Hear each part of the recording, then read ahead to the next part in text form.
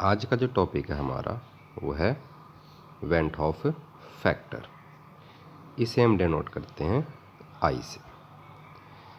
सबसे पहले ये बात आएगी कि वेंट हॉफ फैक्टर इंट्रोड्यूस क्यों किया गया। हमने हमारी 4 कोलिगेटिव प्रॉपर्टीज़ करी थी और हमने उन सभी का यूज़ किया था कैलकुलेट करने में मॉलिक्यूलर मास। लेकिन जो हमारी कोलिगेटिव प्रॉपर्टीज़ हैं वो तभी वर्क करेंगी जब आपके जो सॉल्यूट है उसमें ना तो कोई एसोसिएशन हो और ना ही कोई डिसोसिएशन। अगर आपके साल्ट में एसोसिएशन हो रही है, डिसोसिएशन हो रही है सॉल्वेंट में मिलाने के बाद, तो जो नंबर ऑफ मोल्स हैं, जो नंबर ऑफ पार्टिकल्स हैं, उनमें चेंज आ जाएगा और जो आपकी कोलिगेटिव प्रॉपर्टी है वो भी चेंज हो जाएगी, जिसके कारण आपका मॉलिक्यूलर मास एक्यूरेट नहीं आएगा। जैसे आपने वाटर लिया, वाटर में मान लो आपने NaCl डिज़ोल्व करा। NaCl मान लो आपने लिया 1 मोल और ये वाटर में जाके डिसोसिएट हो गया Na पॉजिटिव और Cl नेगेटिव में। आपने लिया 1 मोल था, लेकिन यहाँ जाकर कितने मोल हो गए? ये 2 मोल हो गए। अगर मैं इसको एक पार्टिकल कहूँ तो एक पार्टिकल के कितने पार्टिकल हो गए? 2 पार्टिकल। तो जो कैलकुलेशन आप करोगे experimental by using colligative property, वो वैल्यू बताएगी कब की? जब कितने मोल्स डिसॉल्व्ड हैं उसमें? 2 मोल। लेकिन आपने लिए कितने मोल थे? 1 मोल। आप जो कैलकुलेशन करोगे कॉपी पे वो तो 1 मोल के हिसाब से करोगे, लेकिन जो एक्सपेरिमेंटल जो आपकी वैल्यू आएगी वो कितने मोल के हिसाब से आएगी? 2 मोल के हिसाब से। तो जो इससे आप मॉलिक्यूलर मास कैलकुलेट करोगे 1 मोल से, जो आपकी थ्योरेटिकल वैल्यू थ्योरी से लेकर चल रहे हो, और जो एक्सपेरिमेंटल वैल्यू जब आप कैलकुलेट करोगे तो वो दोनों मैच नहीं करेगी। ठीक है, और मैच नहीं करेगी तो इसी को हम बोलेंगे एबनॉर्मल मोलर मास। तो इस कैलकुलेशन को सही करने के लिए एक फैक्टर इंट्रोड्यूस किया गया जिसे हमने नाम दिया वेंट हॉफ फैक्टर। तो इसकी डेफिनेशन क्या है वेंट हॉफ फैक्टर की? It is the ratio of normal molar mass. It is the ratio of normal molar mass to the abnormal molar mass. Abnormal molar mass. जैसे आपका acetic acid है CH3COOH, acetic acid CH3COOH, जो इसका normal molar मास है वो है 60 ग्राम, और जो इसका एबनॉर्मल है जो हम कैलकुलेट करते हैं किससे? बाय यूजिंग कोलिगेटिव प्रॉपर्टी, वो आती है आपकी 120 ग्राम। क्यों आती है? क्योंकि एसिटिक एसिड में क्या होती है? एसोसिएशन। 2 मॉलिक्यूल हाइड्रोजन बॉन्ड से आपस में जुड़ जाते हैं। हमने कल वाले लेक्चर में ये करा था कि अगर पार्टिकल घट जाएं तो मॉलिक्यूलर मास बढ़ जाता है। ठीक है, तो इसमें भी यही है। आना तो चाहिए था 60, लेकिन आता कितना है? 120। तो इसका जरा वेंट हॉफ फैक्टर निकालिए, क्या होगा? ये होगा I = नॉर्मल कितना है? 60, एबनॉर्मल कितना है? 120। तो कितना आ गया इसका वेंट ऑफ फैक्टर? 1/2। किस केस में? एसिटिक एसिड के केस में। ठीक है, तो ये डेफिनेशन आपने याद रखनी है। ठीक है, या फिर एक डेफिनेशन और है इसकी, यहाँ से देखो, it is also defined as the ratio of total number of moles associated or dissociated to the number of moles of solute before association or dissociation। मान लो मैं यही एग्जांपल ले रहा हूँ इसका एसिटिक एसिड का CH3COOH, ठीक है। मान लो n मोल लिए, ठीक है। मैंने आपको बताया था 2 का 1 हो जाता है, ठीक है। तो ये कितने बन जाएंगे N/2 CH3COOH। तो वेंट हॉफ फैक्टर इसमें कितना होगा आपका, नंबर ऑफ मोल्स एसोसिएटेड और डिसोसिएटेड रेशो कितने एसोसिएट हुए N/2 upon actual number of when there is no association और डिसोसिएशन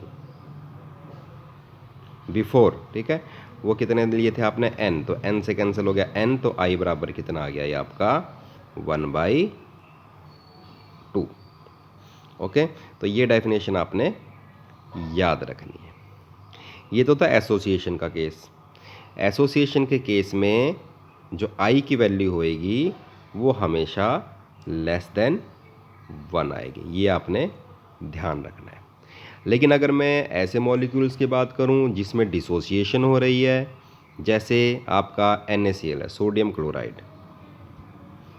NaCl, देखिए कि इसमें डिसोसिएट हो रहा है Na positive plus Cl negative.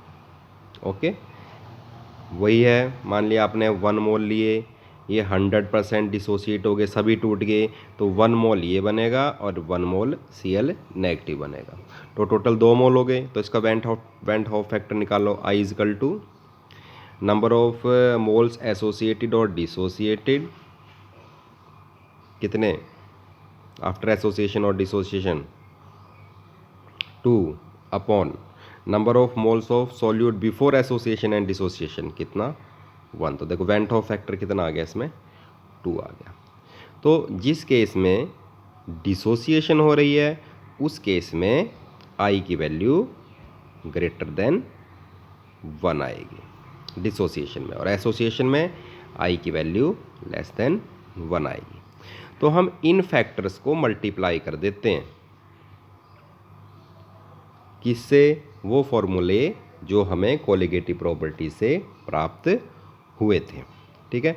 जैसे आपका जो एलिवेशन इन बॉइलिंग पॉइंट वाला जो फॉर्मूला था वो था M2 equal to KB upon delta TB into W2 upon W1 into 1000, ये फॉर्मूला आया था।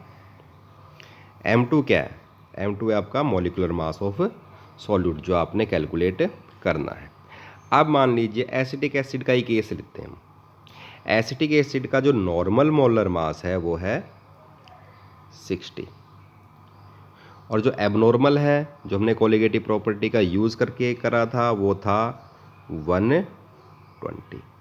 यदि आप एसिटिक एसिड का किसी भी कोलिगेटिव प्रॉपर्टी का यूज़ करके उसका मास कैलकुलेट करोगे तो वो 120 आएगा। तो अब हम क्या करेंगे, इस पूरे फॉर्मूले को किससे मल्टीप्लाई कर देंगे, वेंट हॉफ फैक्टर I से। तो अभी हमने थोड़ी देर पहले I की वैल्यू कैलकुलेट करी थी, वो थी हमारी 1/2, ठीक है। तो यहाँ से जो M2 की वैल्यू आई थी 120, वो मल्टीप्लाई हो जाएगा 1/2 से। ओके, तो ये आ जाएगा आपका 60 ग्राम। तो वेंट हॉफ फैक्टर इसीलिए इंट्रोड्यूस किया गया ताकि हम करेक्ट मोलर मास निकाल सकें।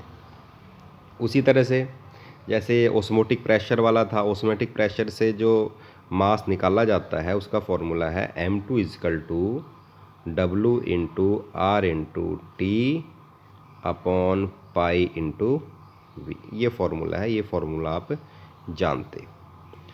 ये कब होगा, उसी तरह से जब कोई एसोसिएशन नहीं हो रही, कोई डिसोसिएशन नहीं हो रही। लेकिन जब एसोसिएशन और डिसोसिएशन दोनों ही होगी तो हमें यहाँ पर क्या लगाना पड़ेगा, इसको मल्टीप्लाई करना पड़ेगा किससे, हमारे वेंट हॉफ फैक्टर से। अब हम कैलकुलेट करेंगे डिग्री ऑफ एसोसिएशन और डिग्री ऑफ डिसोसिएशन। तो अभी मैं बात करता हूँ, पहले डिग्री ऑफ डिसोसिएशन की बात करते हैं। पहले कैसे कैलकुलेट करेंगे, ठीक है, वेंट हॉफ फैक्टर में और इसमें क्या रिलेशन। तो इसको हम रिप्रेजेंट करते हैं अल्फा से, डिग्री ऑफ डिसोसिएशन को। It is defined as fraction of total substance that undergoes dissociation. ये हमको ये बात बताता है कि हमारे कितने मोल्स डिसोसिएट हो चुके हैं। ओके, तो degree of dissociation alpha equal to कैसे कैलकुलेट करोगे, नंबर ऑफ मोल्स डिसोसिएटेड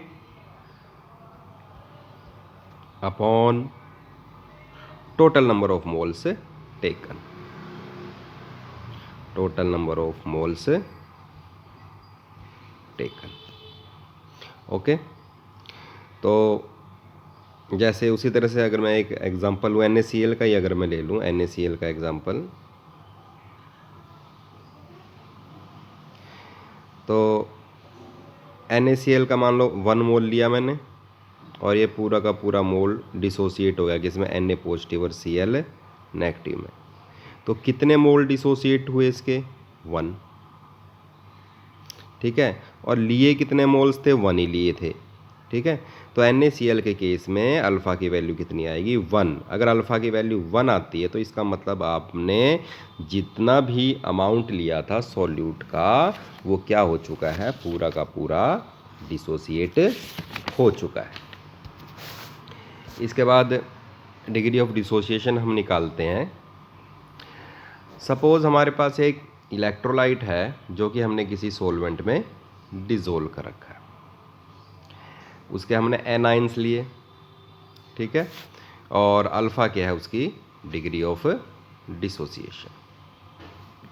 अब देखिए एक एग्जांपल लेता हूँ ज़रा मैं, जैसे मेरे पास उसी तरह से देखिए ज़रा, जैसे NaCl है मेरे पास, यही एग्जांपल ले रहा हूँ, इजी एग्जांपल है। ये टूटा आपका Na पॉजिटिव और Cl नेगेटिव में। मान लो मैंने इसके 2 मोल लिए, मान लो चलो एक ही मोल लिया, मान लो मैंने इसका 1 मोल लिया, ठीक है। स्टार्टिंग में ये भी कितना होगा, 0, और ये भी कितना होगा, 0। अब किसी टाइम t के बाद मान लो इसमें डिसोसिएशन होती है, मान लो अल्फ़ा मोल टूट के, ये अल्फ़ा टूट के, ठीक है, जितना ये टूटेगा NaCl उतना ही Na पॉजिटिव बनेगा, उतना ही Cl नेगेटिव बनेगा। तो Na पॉजिटिव कितना बना, ये भी बना अल्फ़ा और ये भी बना कितना, अल्फ़ा। ओके, देखो अल्फ़ा तो टूटा और कितने अल्फ़ा बने टोटल, 2 अल्फ़ा, एक अल्फ़ा ये एक अल्फ़ा ये, 2 अल्फ़ा बने। अगर आप मेरे पास एक ऐसा मॉलिक्यूल है जो n आयंस में टूटता है, इसमें तो कितने आयंस थे, 2 आयंस थे, 2 अल्फ़ा बने। अगर मेरे पास ऐसा मॉलिक्यूल है जिसमें n आयंस प्रेजेंट है तो कितने टूटेंगे वो, n अल्फ़ा, कितने टूटेंगे, n अल्फ़ा। अब मैं जनरल टर्म ले रहा हूँ इसमें, ठीक है। मेरे पास एक मॉलिक्यूल है, साल्ट है, इलेक्ट्रोलाइट है, ये टूट गया अपने कितने आयंस में, n आयंस में, ठीक है। N1B लिख दिया मैंने, N2C लिख दिया, ठीक है। ये अपने आयंस में डिसोसिएट है, ये टोटल मान लो मैंने कितने आयंस हैं आपके, n ions. At time t equal to 0, मान लो इसका मेरे पास 1 मोल था, ठीक है, तो इन सब का कितना मोल होगा, 0 0 0, क्योंकि ये अभी डिसोसिएट नहीं हुआ, ठीक है। आफ्टर टाइम t मान लो ये डिसोसिएट हुआ आपका अल्फ़ा। अगर ये अल्फ़ा डिसोसिएट होगा तो ये सब कितने बनेंगे, अल्फ़ा अल्फ़ा अल्फ़ा अल्फ़ा, सब अल्फ़ा बनेंगे। और टोटल कितने आयंस हैं, n आयंस हैं, तो इन सब को अगर मैं ऐड कर दूंगा तो ये कितने बन जाएंगे मेरे, n अल्फ़ा। ठीक है, अब ये मेरे एन अल्फ़ा बन जाएंगे। अब इसके बाद टोटल नंबर ऑफ मोल्स कितने हो गए मेरे, total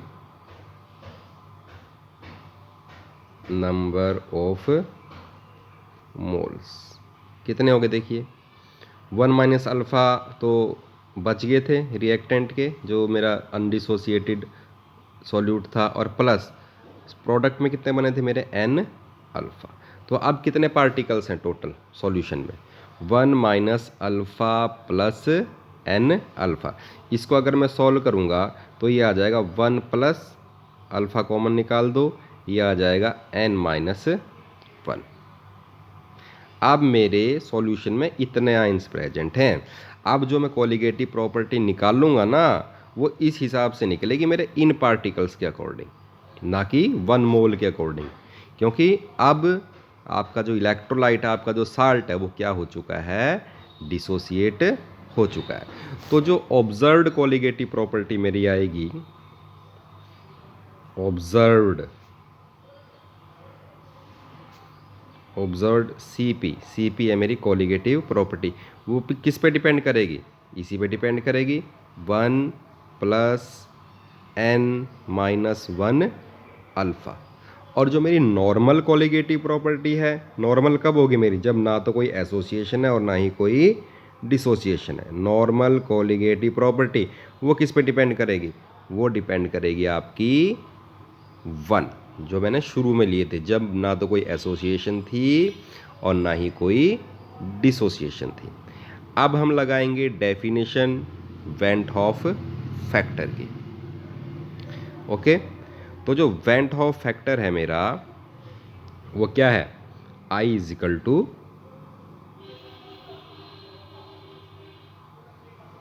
observed colligative property, CP लिख रहा हूं मैं, अपॉन नॉर्मल कोलिगेटिव प्रॉपर्टी, इसको भी मैं CP लिख रहा हूं, ठीक है। तो I इजकल टू किसके बराबर आ जाएगा, ये आ जाएगा 1 प्लस n माइनस 1 अल्फ़ा, जो ऑब्जर्व्ड कोलिगेटिव प्रॉपर्टी थी जो हमने पीछे करी थी, अपॉन नॉर्मल, जब ना कोई एसोसिएशन ना ही कोई डिसोसिएशन, अपॉन 1। ओके, तो यहाँ से अल्फ़ा इजकल टू आ जाएगा, अगर मैं इसको सॉल्व करूँगा, I minus 1 upon n minus 1।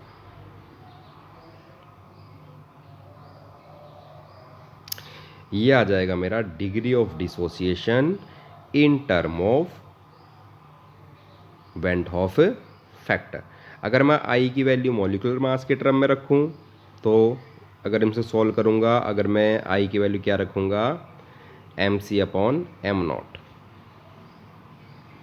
तो आप अगर इसको सॉल्व करोगे तो ये आएगा आपका mc minus m not upon m not into n minus 1, ठीक है।